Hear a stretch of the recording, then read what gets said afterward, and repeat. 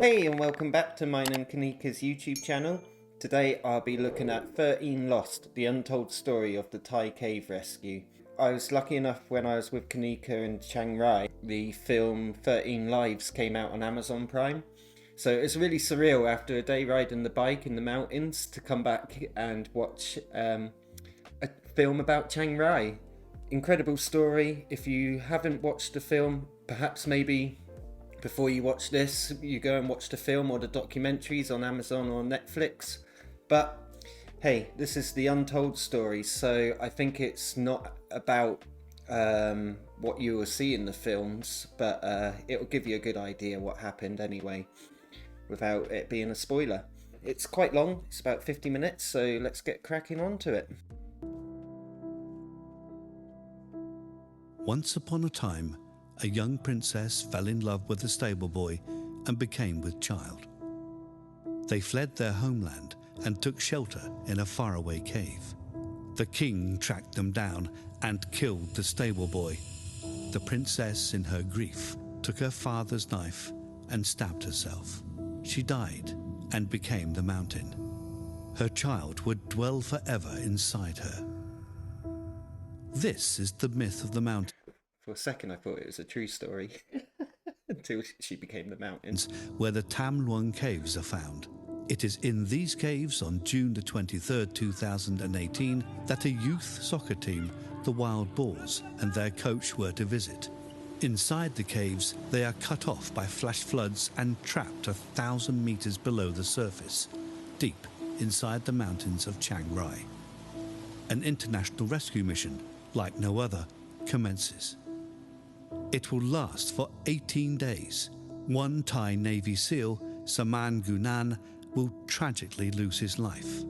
With time running out, two British divers, Rick Stanton and John Vollerton, will ultimately reach the kids, and nations around the world will celebrate their heroism. But theirs is only part of the story, and perhaps not even the biggest part. Who were the divers who found a way through the deadly maze of sunken caverns and narrow passageways, forging the path that led to the rescue?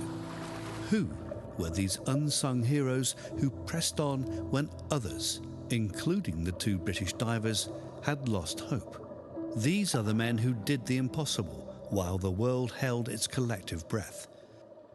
So it seems a good documentary that's going to show more than just the two British divers that ultimately found the kids, but yeah. This is excellent. Their story. Brilliant. I thought, yeah, it's probably gonna be, 2 or 3 days top, then we should be able to get to the boys. I got a call from Pei. Pei's a longtime friend of mine, and he just asked me if I would want to go up to the rescue, and I got the next flight out. When I got up there, we just started right from there, going into the cave. And while we were working in there, sitting in there, and we can hear the rumbling noise. I mean, it's like a really loud thunder. Imagine the sound of like a waterfall, really big waterfall that coming in. We can actually hear its echo inside the cave.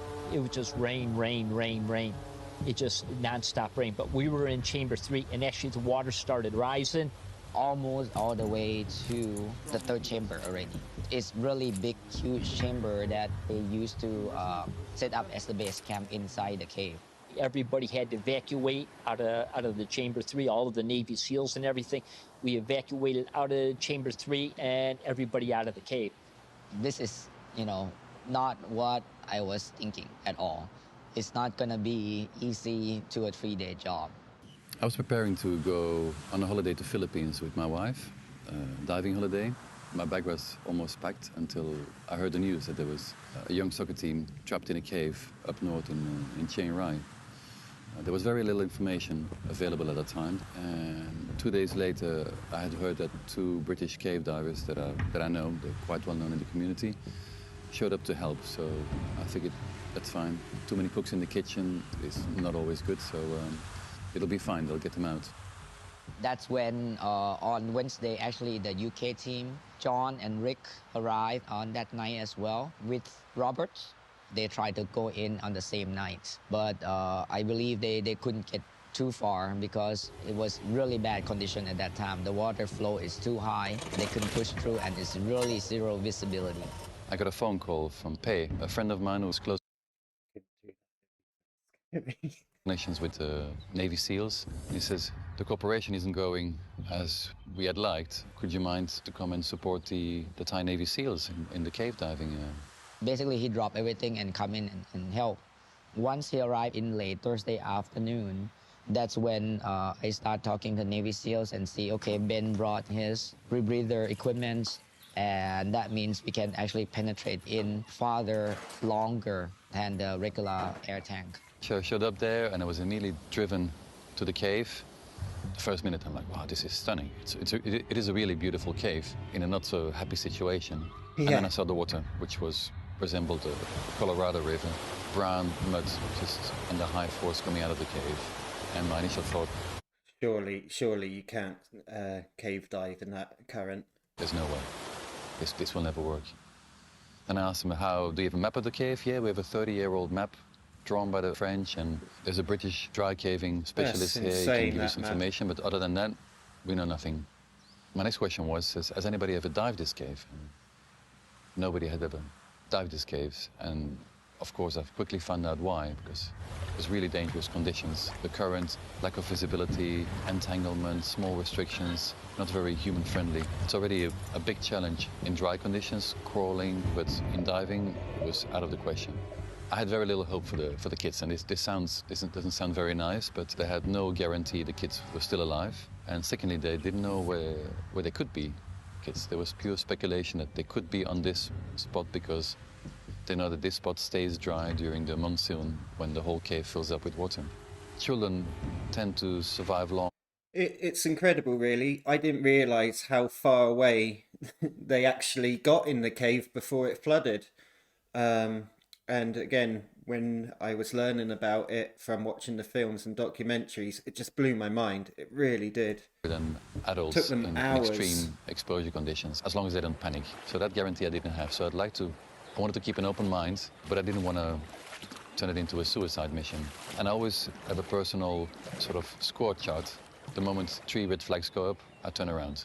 I was expecting the British divers to be there and work together, but they're a small group that prefers to dive by themselves, and that's what they were doing. They were going in and out by themselves and stick to themselves. So I was asked to join the Navy SEALs, who had no cave techniques or no cave equipment, and if I wanted to assist and point them in the right direction. Pei and myself, we spent time training the Navy SEALs, training them some of the most important things that I thought they would need to know. Me and Bruce can actually help prep them and teach them the basic safe way in the cave diving. What is the hand signal, how to tie the rope properly. You can't just lay a line. There's a proper way to do things. You can lay a line and actually kill yourself if you're not paying attention to what you're doing.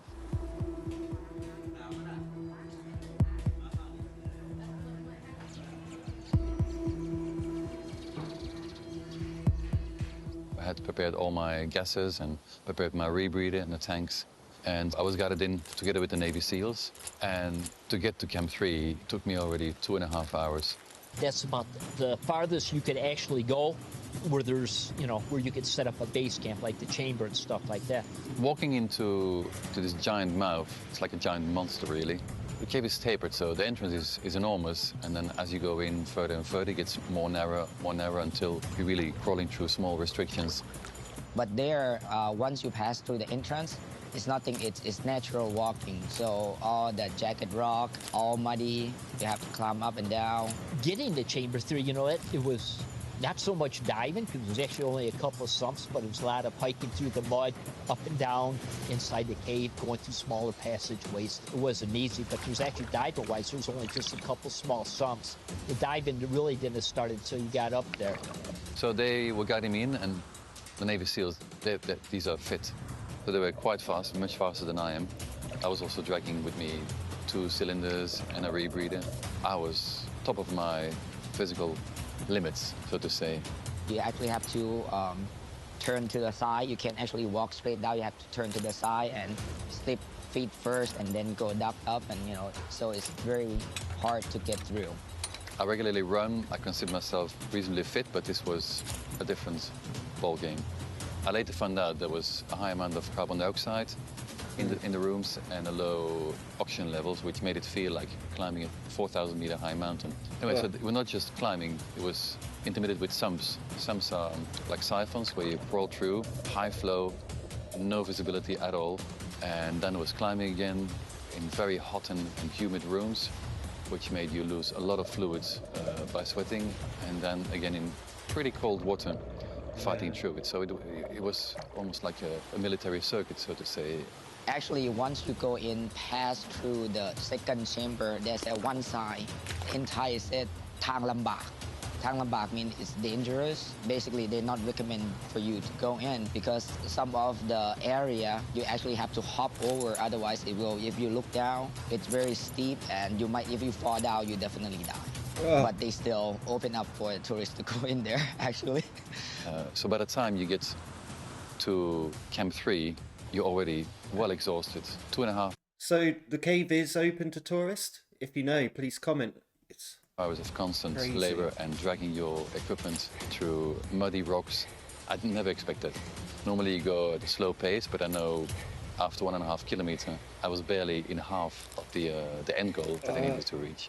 To say I got a bit demotivated already would be an understatement. So, and then the actual diving had to happen. This I man's asked them, action, man. collecting cylinders there and ropes. I said, so where is the diving? And they pointed at me to a small, muddy puddle with a whirlpool in the middle. And that's when all my hope sank. I look at this, and it's like this giant cup of cappuccino you've just stirred around. It's like this dead pool pulling you in. So, of course, I didn't want to show my disappointment to the Navy SEALs who had all their hopes on me. Here's this professional cave diver who's going to show us how things are done. High pressure on you, physically, mentally as well, because they're all looking at you like you're going to save the kids. I was diving alone, mainly because the Navy SEAL had no cave techniques, and they were on a single tank, which limits their reach. So I went alone. First time, I had a big reel with me, with a 1 millimeter cave line, as we call it, and you always lay a line. That's the main rule in cave diving. You always lay a line back to safety. Oh my God. So I started with that in zero visibility, basically using the current, feeling my way around the cave, and it was an absolute disaster. I could Feeling his way in the cave. You can't sit. Look at that. multiple times. Navy SEALs had laid a communication cable and electrical cable to provide a communication link to the kids, and of course that was now all over the place.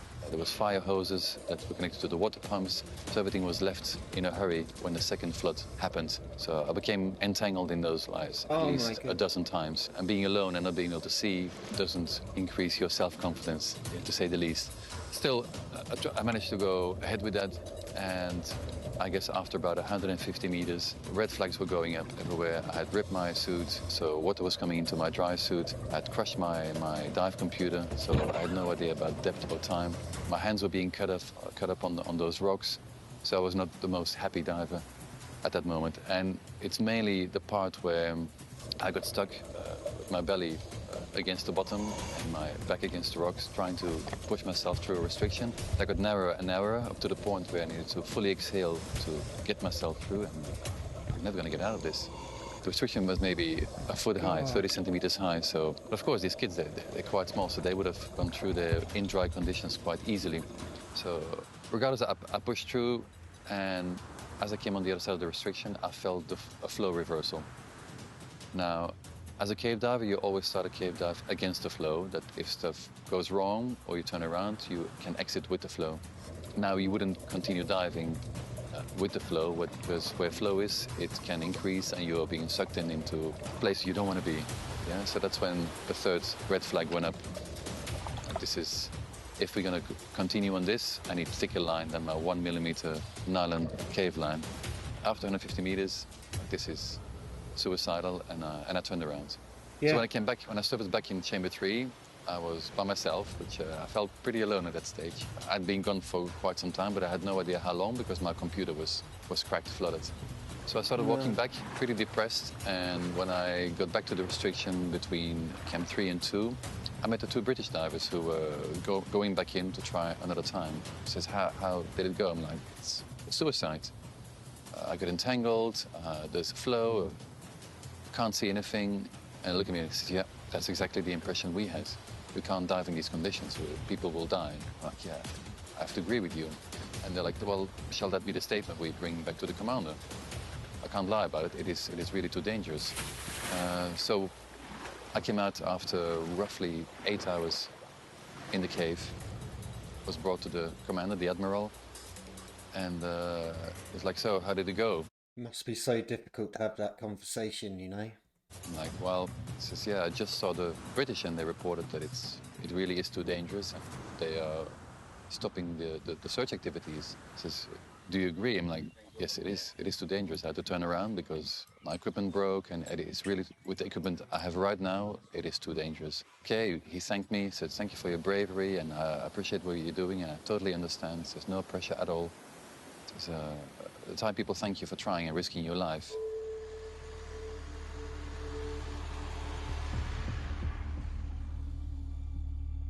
One day I was at the work. In the morning I see the news. And in the news I see the child who is trapped in the cave and the rescue situation is terrible. Few hours later I received the message from Ben and he described for me the situation like critical. And I prepare my equipment, kiss my son, kiss my wife, and go to the airport. I stay until the morning in one hotel what I find. Then morning, Seva, he joined me too. I think it was on 29th of June. So I have grab a flight in the morning of 29 and get to Chiang Rai, then with a taxi to the resort where Max was. And at this time, the guys was at the cave. No phone, no any contact with them.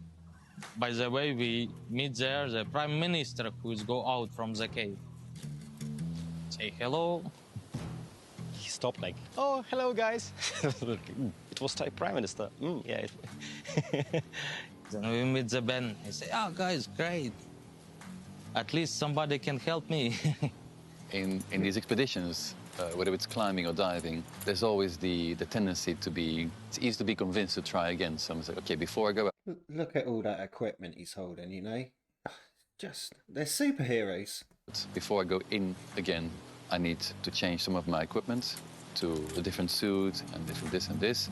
But mainly, I need thicker rope. I need a really thick rope all the way to the kids in case there's a flow reversal, rescuers can pull themselves out. Yeah, not with the conventional small cave line, which would just snap if you try and pull yourself out of it. Moreover, you don't just buy 3 kilometers of thick cave line in 7-Eleven.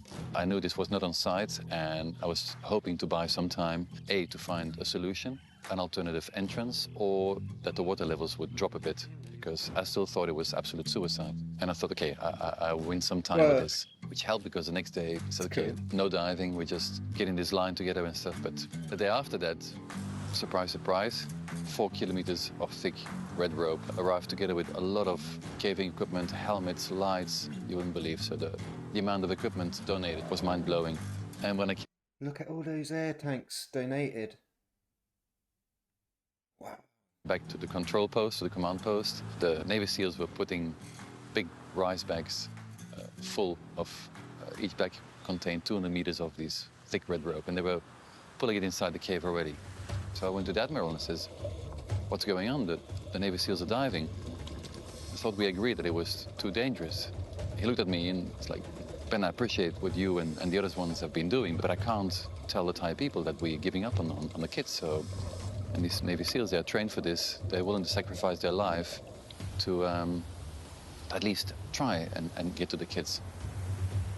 So... Absolutely amazing.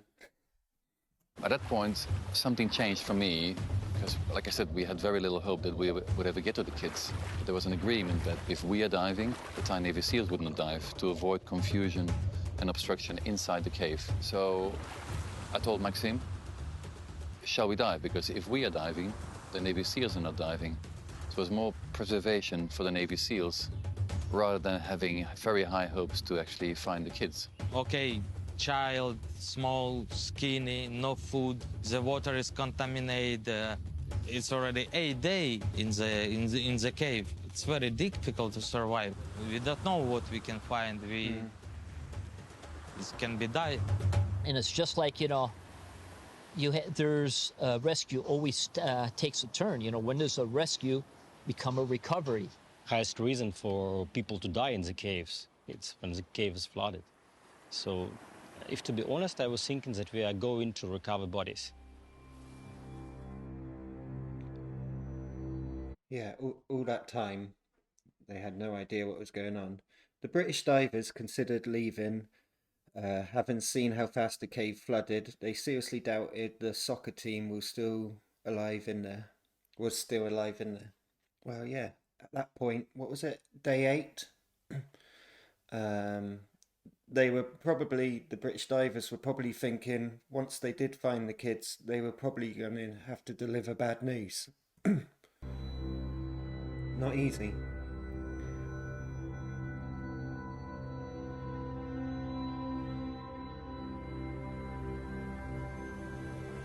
On 30th of June, we got the permission from the Navy SEALs to go to the chamber 3 and see how the condition in the cave there. If we can, try to explore more. The first day that we actually have somewhat a full team of the experienced cave diver. Bruce was there to help with the consultant, prepare the tanks and the mixed gas and everything. I was there as the coordinator and the dive supervisor, and then we have Ben, Maxim, Silva, and Group Paul to be a diver. So we gear up, start to push ourselves through the first sump, and as soon as we passed the first sump, we get inside the first dry chamber. I was like, Max, where is the pour? And he said, I have no idea. Yes, we have. It was many experienced diver who is try to go there, but condition is not favorable. It's dangerous. It's critical. It's not maybe physical. It's more psychological. So the problem of the guys who is try to reach the chamber 3 is stop or rest a little bit. And when you rest, you change your mind. Yeah, for Max it was. It looks like it was more easy for him. So his military background and maybe more physically fit for this one. He was like, okay, let's go. I was like, okay, Max, wait, but just give me a minute. I have to chill a little bit. I say for Seva, if you have a mission, never stop. Slowly, and you can reach. So Maxim and Ben was the only two that actually reached to the third chamber. I get with me 4 air tanks. 70% of the cave you must to climb in with all this your equipment. I must to do 1 chamber 3 or 4 times for travel all my equipment. For Ben it's not easy, have only 2 tanks and it's go one way, but I need to take my 2 tanks, carry to the entrance of other chamber, back to this chamber and transport all my equipment to the chamber 3. Now, I've known Maxim for about a decade. He came as a student to start doing cave diving and technical diving, and he has done a lot of training, and he developed to a very reliable cave instructor. With him on my side, I felt a little bit more confident that we could actually pull this off. He's not easily phased or easily chickens out when things get spicy. The Navy SEALs had very carefully put 200 meters of line of this rope in rice bags, and there was this wall that was all laid out in Camp 3, and then I started realizing that this is a lot of rope. Together with a mountain of scuba cylinders and other supplies, these bags are huge, and dragging these bags in front of you against the current, like, wow, this is going to be even more physical than before. But underwater they are neutral, and when we showed up that day, we were happily surprised that the flow had gone down, the visibility had improved to about half a meter, which seems still very little, but if you can see your hands and you can see the rock where to tie off the line, believe me, it helps your confidence to advance. So we followed the line of the Navy SEALs, and when I realized we were on the way back, It's okay, this is the point where we need to change direction. We clipped on the line on the rope, and a common mistake is that divers want to stay shallow against the ceiling, but it's also where you have a chance to bump into the roof, and the visibility is not as good. So Einstein chose to drop down to the bottom where the visibility was a little bit better, and I could follow the gravel. We do the climbing underwater, first 50 meters. Then the cave is become a little bit wider. We start to spend less of the energy and the less exhausted. After like 100 meters, we find the first air pocket, whereas we can stop and discuss what we do. We continue, not continue.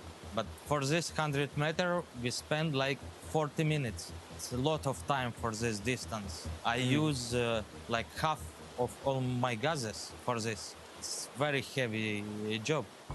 And about 40 minutes later, tying off, getting quite excited now that we're finally getting into the right direction. The line was finished, and we had to turn around. In the way back, it was fast and more difficult because the visibility, it was completely zero. We don't see nothing because we have all the mood, what we put out.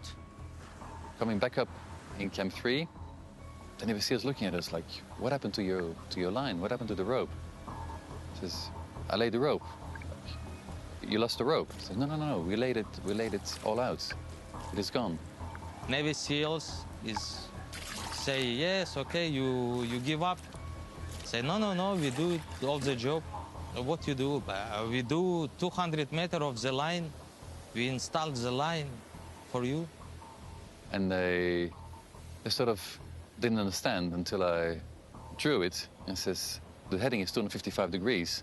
And they had a military map that says, that's correct. It is the right direction. And immediately one of the Navy SEALs called with a field telephone to bring the good news. And then everything changed very quickly. This moment, we are motivate all the Navy for, yes, we can continue, we can do something.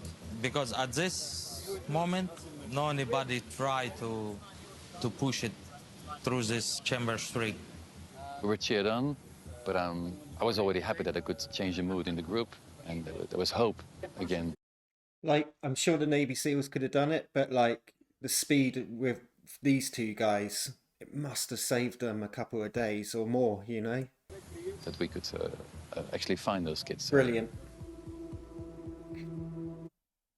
Ben Raymonts, however, felt it was possible to get in the water and did just that. By doing so, he convinced the Brits that diving operations, although tricky, could go ahead.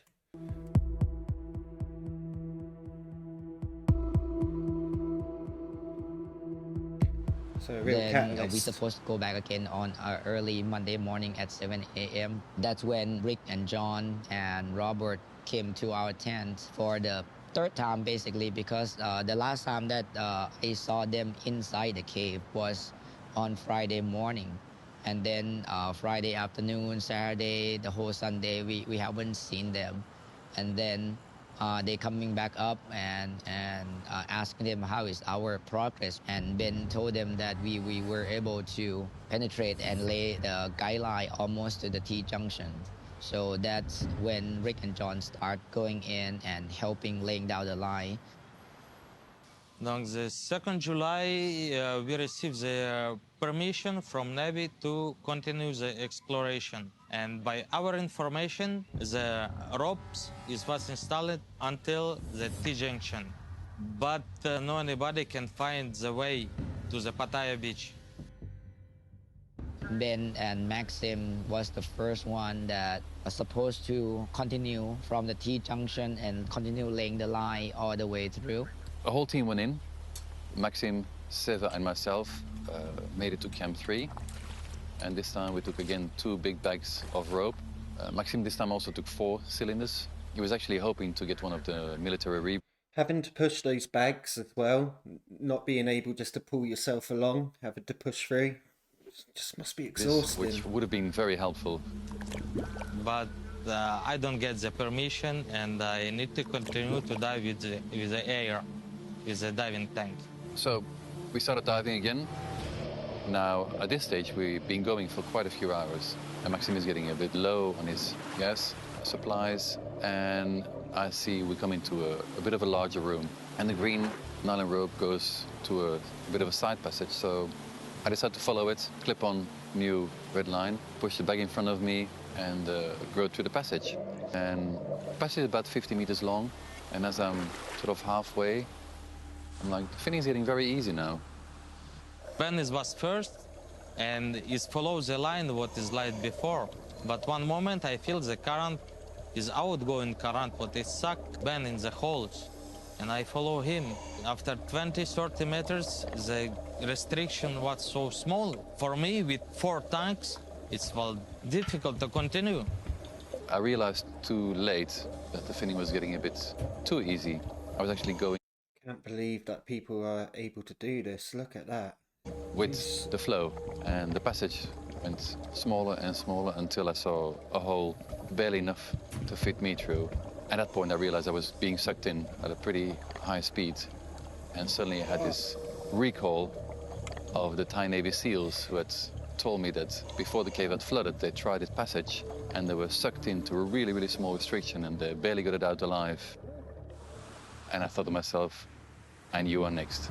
Oh, Because the T-junction goes left to Pattaya Beach, where the kids are, and right it goes to Monk Series, which is a downstream passage, and nobody knows where it ends up, probably in Burma. So I saw this horror story unfolding in front of my eyes, being spit out in a river somewhere in the jungle of Burma, if I wouldn't drown. So I let go of the rope, wedged myself with elbows and knees, trying to stop myself from being sucked in. I tried to go backwards, no chance. And now what? And I'm already afraid for myself because I'm also not slim guy with the 4 tanks, and it's difficult to me to crawling. I already put 2 tanks in the back and climbing and put in the back like this. I become more smaller, but one moment as I stopped, I cannot continue this way, and I stop the bend and I tell him push little bit and say him we come back.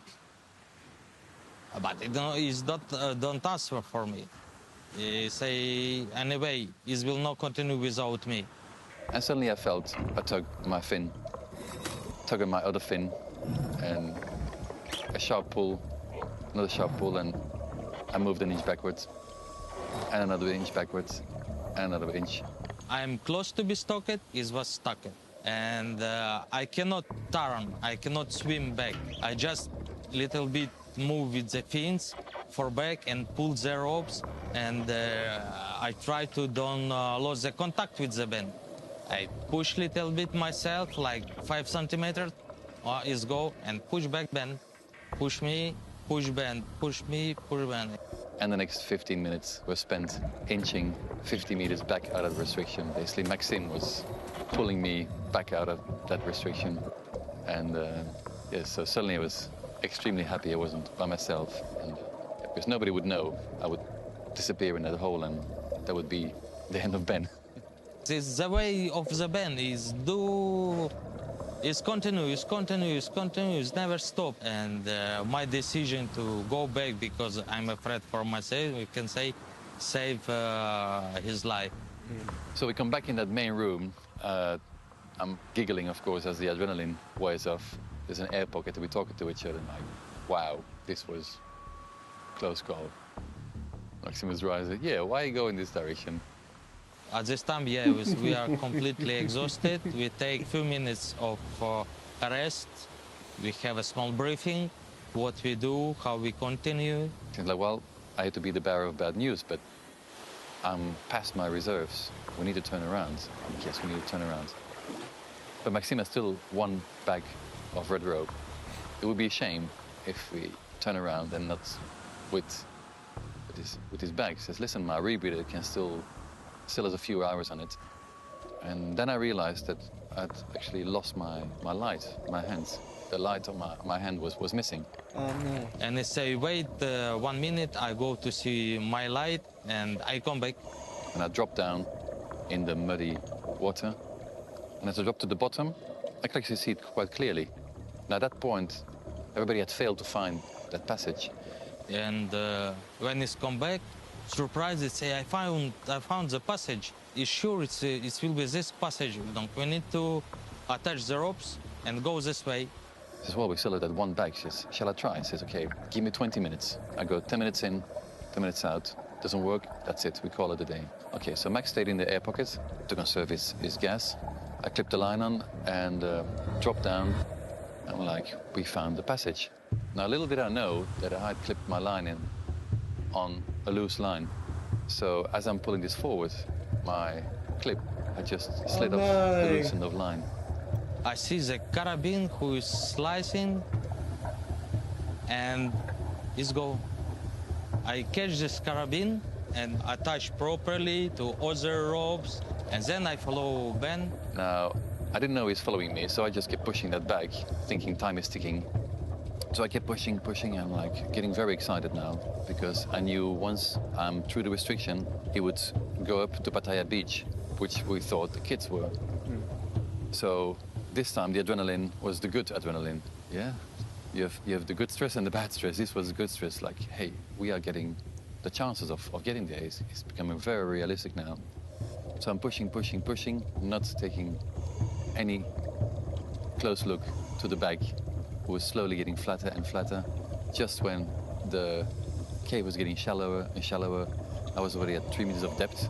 I'm like, if I surface here, that's it, we reach our goal. And then the next minute, big disappointment, I have the end of the line in my hands and not even closer. So anyway, I was already happy with what we achieved. I tied off, turned around, and I saw some light. And I went around a little ledge, and I surfaced in what was an air pocket, and I saw lights. So I'm like, are these the kids or what? So I'm like, hello. And I hear Max reply, Ben, I lost you. You lost the line. You attached it to the wrong ropes because was not attached. So we said, hey, we need to come back because Max is through his reserves and we don't want to jeopardize our safety. So we also run out of line, but the cave diver always carries extra line. So we could have proceeded with smaller line and come back the next day for thick line. But I guess if Max would have had a rebreather, which sort of was promised to him, and he also prepared the military rebreathers, probably would have found the kids. Rebreather give me possibility to have like 4 or 5 hours of the autonomy, and with the diving tank I have only 2 hours. It's double or triple. Yes. In the way back, the visibility was 0 because, like, with the current, all the mood what is in the water, like disaster, you cannot see nothing, only touch contact, and with the current, we follow the ropes. In the ejection, we don't put the cookie. Cookie is like marker from which way we go, which way, where is the exit, and there you make a decision. Okay, we go there. Sure, I don't know. We've come all this way. We can't afford swimming in the wrong direction. Max does not have enough gas. I'm on a rebreather. I can survive another 3-4 hours, but he can't.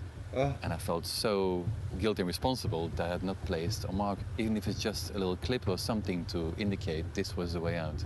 But oh my God. We chose good direction. In the chamber 3, when we make the surface, and first who I see, it was English divers. I was every day to the entrance of the cave or diving in the cave, and during these 3-4 days, I never see the English people diving and lay the line or help the Navy. Navy SEALs were there, and of course it's very nice to bring good news. And what do we see? The 2 British divers who had heard of our progress and had come back. How'd you do? I said, well, we went past the T-junction. I thought, wow, that's really good. He says, yeah, I think we're almost there. It can't be far. Yes, to find that passage from T-junction to Pattaya Beach was like critical point. And Ben make briefing with them. How is the way? How is the rope? How we can go and continue? So Ben and Maxim was the first group that continue connecting the guideline from the T-junction, pass through the T-junction, all the way to another 200 meters almost to the Pattaya beach. So it looks like it took like maybe one more dive to get to the kids. And now was really time to have a beer and says, hey, this. Suddenly we were confident again that we would get to the place where we're supposed to be. At that time, we were resting at the resort.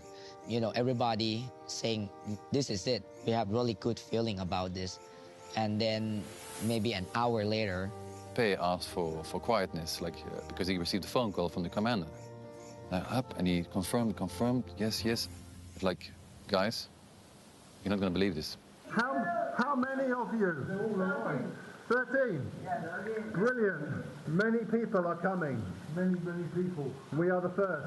You have been here 10 days. You are very strong.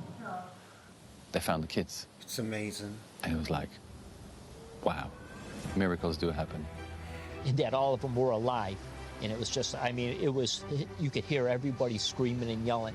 Because before that, it was just up in the clouds, in an imaginary football team.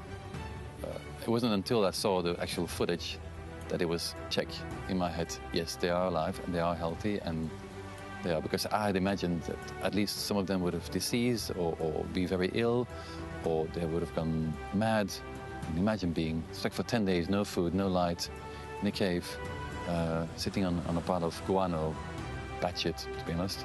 so everybody cheers, and right away, Maxim bring out the vodka. Deserved, Max. Let's well done, mate. celebrate, right? But I remember because Ben said, hey, wait.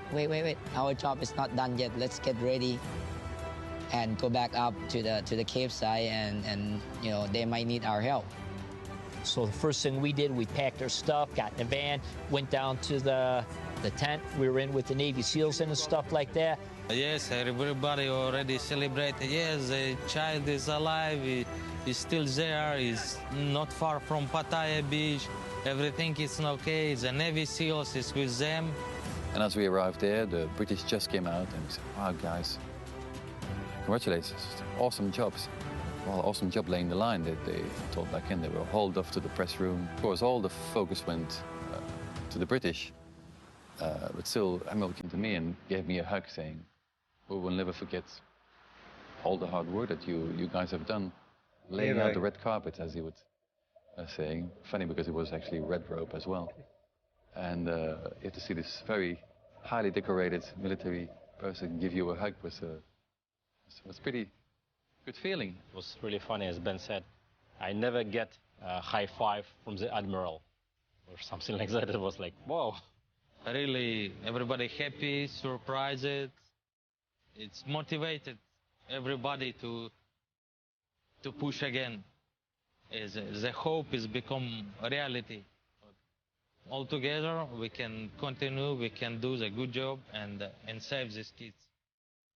After the press sort of left the British alone, I went up to the British and said, hey guys, good job. No, it's well done, but now the hard work starts. John Volunteer looks at me like, he says, well, we need to get the kids out. I have back in my shop in Phuket, I have full face masks, and at least we can try. Turns around to me and says, Ben, you don't make any sense. The Ben is asked who is do what, because we see him dive after us. No. How many line is installed, what is do, but is don't answer for Ben and say, no, Ben, it's better if you go. Don't give any information for us. Maybe you better leave until, just leave because you don't make any sense at all. And that was a smack in the face.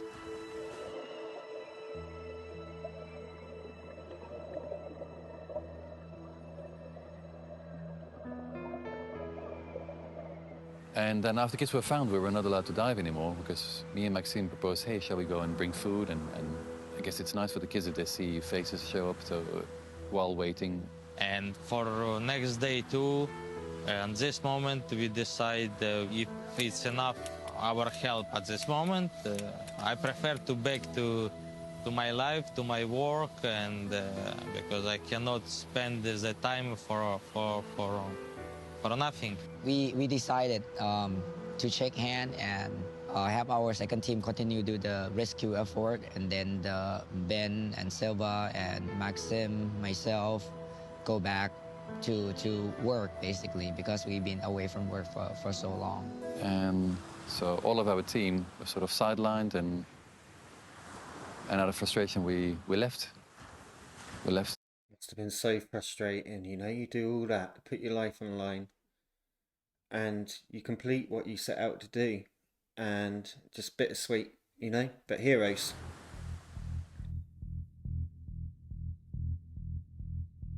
When I came back from Philippines and was on site, I wasn't allowed to dive. Both John and Rick passed by me and said hi, and they didn't even talk to me. So, and that's when I started figuring out that something doesn't add up here. Something. And I started thinking, was it them that are blocking my entrance into the cave, or not? I went to the admiral. He looks at me and says, "Ben, you're on our team. We are one team." And I realized there is the Navy SEALs, and there is the British. Oxygen had to be pumped in tanks and hauled into caves for the kids for the full face masks. So in the end, me staying outside, there has to be a reason for this. And I was the only one who knew how to operate this pump, because all the other divers were inside. Probably a good thing with a bad thing. One of my proudest moments was when I was pushed in line with the special forces when we were going in for the push. An admiral says, "Get in line because you're part of our team." He gave me a T-shirt. I received one of the blessed beads by the monks. So I was very proud that suddenly I'm part of the Navy SEAL team.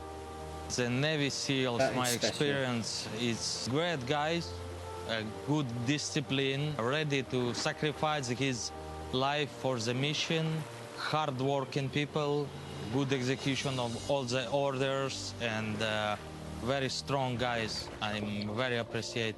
The Navy SEALs walked right up to me, took my hat off, take his hat, put it on my head, and we embraced, we shake hand, and I feel really honored because one of the SEALs just embraced me of their own team. The Navy SEALs, they were some of the best at what they do. When it comes to cave diving, we have a little bit more experience than them, but that was what we were there for to do, was to help them, to support them, because they were leading the operation. For me, cave diving is my job. I'm every month in caves, in bad visibility conditions and stuff. So, and I know how daunting it was for me and Maxim and all the others. So this is a really dangerous situation, and we are used to it. It's our job. These guys not. These guys had never been inside a cave, and still to go like that, jumping in this whirlpool of mud, that takes some serious bravery. And, knowing that you might not make it out, I think that's hats off to these guys. Beyond brave. Each day they brought out 4 kids. So it's 3 days, 4 kids, and the last day, the 4 kids and the soccer coach. When the last team is go out, it was really euphoria. We make a party, yes, then, okay, we can sleep normally. We can back to normal life and forget about all this. Again, it was the team effort, a little bit of luck, and positive mindset. And beyond that's what we should all learn, that if everybody comes together and everybody does it from the good side of the heart, a lot of things can be achieved. And actually, I never actually got to see the kids. The first time that I actually got to see the kids were at the ceremony. I was just surprised at how small they were. A few months after, I get a letter from the Ministry of Foreign Affairs. You have to come to Bangkok, and there's an official celebration at the palace. Wow. And we were flown there, and next minute we're in the Ministry of Foreign Affairs, and the police escort brought to the palace. Wow. And it's all the Thai Navy SEALs in a beautiful white suit, gold, and I didn't even recognize half the guys because, of course, being in a wetsuit in the cave, it was amazing. I'd never seen any setup like that. I'd never been to the palace before. And says, "Who's coming?" Prime Minister is coming and gonna hand you a decoration on behalf of the king. And that's when I got, again, a little bit nervous, you know. And in walks the Prime Minister and got a proper medal. Like, I've never even served in the military, so. I was given a 5th class award from the Prime Minister, obviously, you know, coming from the King and stuff like that, So for special. the cave rescue. It's not what you do it for. Yeah, if you turn up as a volunteer or charity, you shouldn't expect a medal or a reward or something. I mean, of course, everybody likes recognition, which I definitely got from the Thai people. It's at some Deserved. point there was mentioned that we laid the line under the leadership of the British, which is actually not correct, because both Max and I and some people, we did risk our life to lay that line, to pave the path.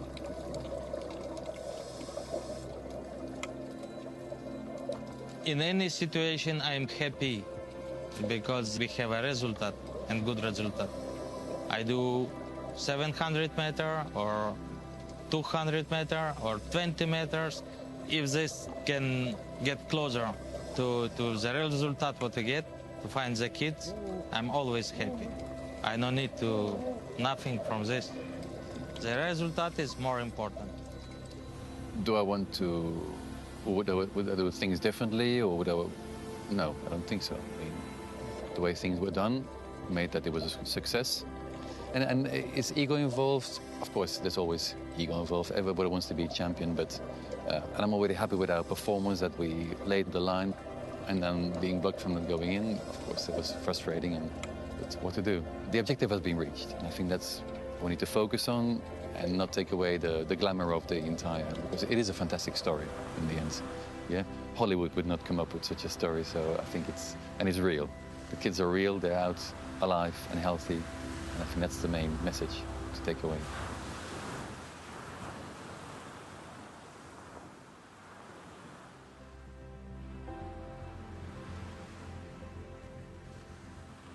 He must think When about it all every hope day. is lost, it's remarkable men that make a difference, that succeed where others have failed. Heroes just walking by. Amazing. Our divers who risked everything to enter the cave system and lay the lines that directly led to the soccer team and their coach motivated the international rescue effort to keep pushing forward with renewed hope. Is that Pattaya? The British divers who ultimately found the kids enjoyed worldwide fame and appreciation, while those who guided their way were swept aside.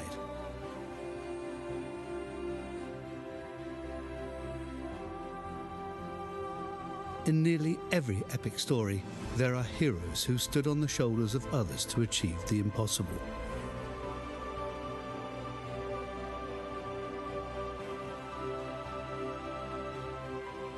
It is to these others, the unsung heroes, that we dedicate this film.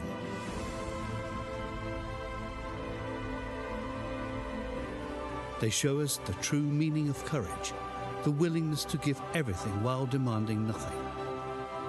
What a feel-good ending, you know? Their actions, Legends. often unknown and Hiya. uncredited, continue to be a quiet inspiration to us all.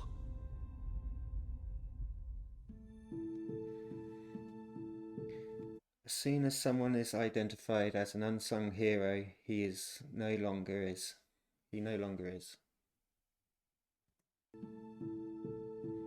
That's Ben and Max.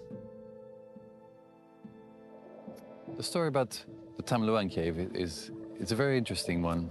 I basically learned afterwards. The legend goes that it's a reclining video lady footage is that incredible. was cursed and became stone into a mountain.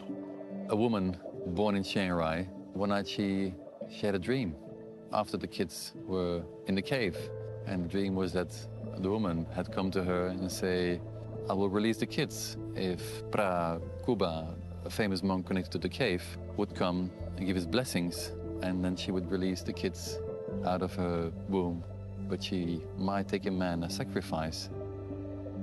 And somehow the story got to Pra Kuba, a monk who does a lot of retreats in the forest. This time he was in Myanmar. He had heard about this, and he actually walked to the cave, said, I'm here to meditate, trying to get the kids out.